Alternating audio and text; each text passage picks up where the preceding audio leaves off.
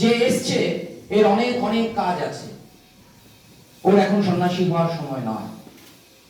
তো that was a very unpopular story and the real fact on Netaji Subhash Chandra Bose, because the people who are practicing spirituality, the spiritual world, they can find the people যে কার জন্য কোন কাজটা বাধা আছে।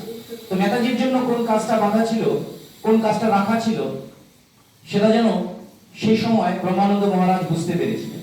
যাই হোক, এরকম অনেক ছোট ছোট ঘটনা বিভিন্ন বই পড়ার মাধ্যমে আমরা সকলেই জানি।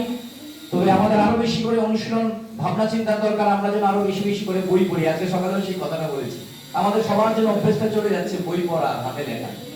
এবারে আজকের এই দিনের তাৎপর্য সংক্ষেপে বলার জন্য আমি জাকির হোসেন ইনস্টিটিউট অফ ফার্মাসির অনেক দিনের আমার সাথী, আমাদের senior librarian plus admission officer mister Kanan Chakraborty মহাশয়কে ডায়াসে আমন্ত্রণ জানাচ্ছি। ধন্যবাদ।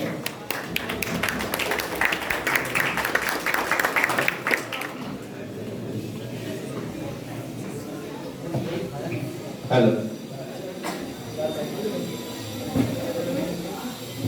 ধন্যবাদ আমার অত্যন্ত প্রিয় সঞ্চালক শুভ্রাংশু বাবুকে।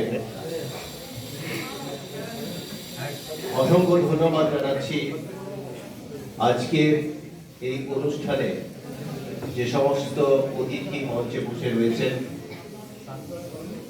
জাকির হোসেন বিএড কলেজের অধ্যক্ষ, জাকির হোসেন বিএড কলেজের ভারপ্রাপ্ত অধ্যক্ষ এবং ফার্মাসি থেকে যে সমস্ত অধ্যাপক এবং অধ্যাপিকা রয়েছেন,